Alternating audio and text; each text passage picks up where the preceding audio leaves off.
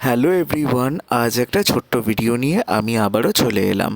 এই যে এটা দেখতে পাচ্ছ তোমরা, এটা হচ্ছে তোমার রায়তা বানিয়েছে আর হচ্ছে মুগ কড়াইয়ের চিলা। এটা আজকে বোন বানিয়েছে। তো আমাকেও বলল যে এটা খেতে, ও যেহেতু এটা বানিয়েছে।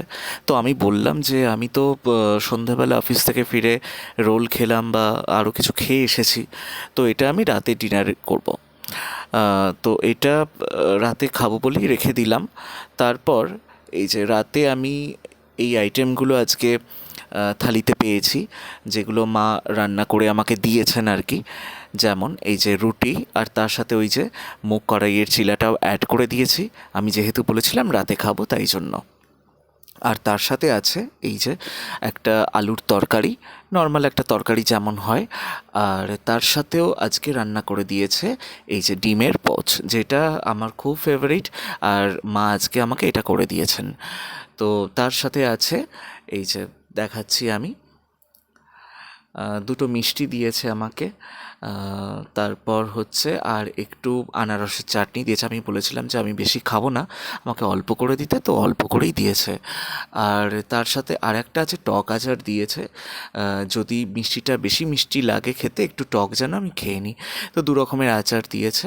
তো তার ওপরেও আরও ছিল যে এত কিছু খাবার যখন খাবো, তো হজম করার জন্য এগুলো দিয়েছে।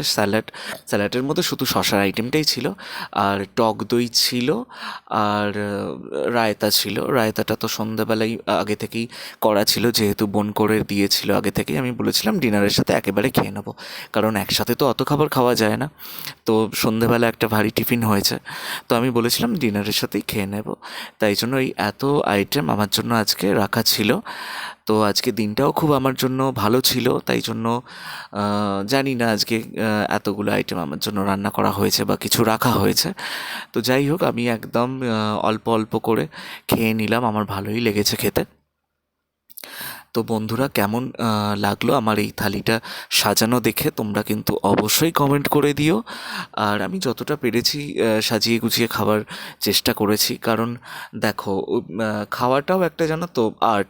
তো এটাও যদি আমরা একটু ভালোভাবে খাই তো দেখতেও ভালো লাগবে, আর একটা ভালো লাগার একটা ব্যাপার আছে এই আর কি।